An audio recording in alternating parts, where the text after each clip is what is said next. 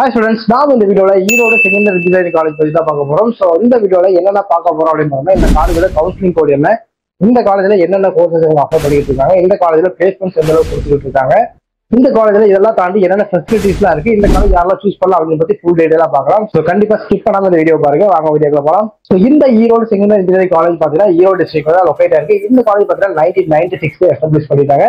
கிட்டத்தட்ட almost 8 years ஆயிடுச்சு இந்த காலேஜ் ஆரம்பிச்சு. அடுத்த பாத்தீங்கன்னா இந்த காலேஜ் பாத்தீங்கன்னா 56 ஏக்கர்ஸ்ல பில்ட் பண்ணிருக்காங்க. சோ இந்த காலேஜோட NAC கிரேட் என்ன அப்படின்னு பார்த்தோம்னா NAC A கிரேட் வாங்கியிருக்காங்க. அது மட்டும் இல்லாம ஒரு அட்டானமஸ் காலேஜ் தான் இந்த காலேஜ். AICTE அப்ரூவலுமே வச்சிருக்காங்க. சோ இந்த காலேஜோட கவுன்சிலிங் கோட் என்ன அப்படின்னு பார்த்தோம்னா 2707. சோ மறக்காம நோட் பண்ணி வச்சுக்கோங்க, யூஸ்ஃபுல்லா இருக்கும்.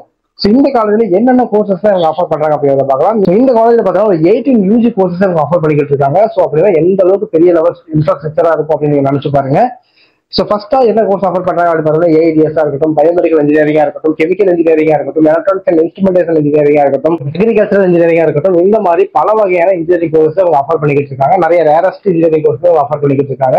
இந்த காலேஜ்ல பார்த்தீங்கன்னா கிட்டத்தட்ட 85 ஸ்டாஃப் பார்த்தீங்கன்னா PhD முடிச்ச ஸ்டாஃப் தான் ஒர்க் பார்த்துக்கிட்டு இருக்காங்க. அது மட்டும் இல்லாம இந்த காலேஜோட பிளேஸ்மெண்ட்ஸ் பத்தி பார்க்கலாம். பிளேஸ்மெண்ட்ஸ் எடுத்துக்கிட்டோம் அப்படின்னா 145+ கம்பெனிஸ் பார்த்தீங்கன்னா ஒவ்வொரு வருஷமும் ஸ்டூடெண்ட்ஸ் ரெக்கார்ட் பண்ண வந்துகிட்டு இருக்காங்க. அதுல ஒரு சில கம்பெனிஸோட நேம் நான் சொல்றேன். ரிமைனிங் பார்த்தீங்கன்னா ஸ்கிரீன்ல டிஸ்பிளே ஆகும். டாடா, விப்ரோ, டெக்னோ மஹிந்திரா, CTS இந்த மாதிரியான பெரிய பெரிய கம்பெனிஸ் ஒவ்வொரு வருஷம் ஸ்டூடெண்ட்ஸ் ரெக்கார்ட் பண்ண வந்துகிட்டு இருக்காங்க. ஹையஸ்ட் சேலரி பேக்கேஜ் என்ன அப்படின்னு பார்த்தோம்னா 15 lakhs per annum வரைக்கும் செலக்ட் ஆயிருக்காங்க. ஆவரேஜ் சேலரி பேக்கேஜ் அப்படின்னு எடுத்துக்கிட்டோம்னா 6 lakhs per annum வரைக்குமே ஸ்டூடெண்ட்ஸ் செலக்ட் ஆகிட்டு இருக்காங்க. ஸோ இந்த வருஷம் இந்த காலேஜ்ல பிளேஸ்மெண்ட் ஆன ஸ்டூடெண்ட்ஸோட பெர்சன்டேஜ் எவ்வளவு அப்படின்னு பார்த்தோம்னா 93.7% ஸ்டூடெண்ட்ஸ் பார்த்தீங்கன்னா பிளேஸ் ஆயிருக்காங்க.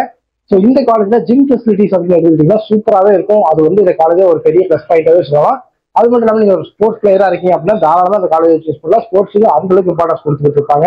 இந்த வீடியோ ஒரு யூஸ்ஃபுல்லா இருந்தால் கண்டிப்பா நம்ம சேனல் சப்ஸ்கிரைப் பண்ணிருங்க. அப்படியே இந்த காலேஜ் பத்தி எந்த ஒரு டவுட் இருந்தாலும் கண்டிப்பா ஸ்கிரீன்ல தெரியும் நம்பரை கான்டாக்ட் பண்ணுங்க. தேங்க்யூ.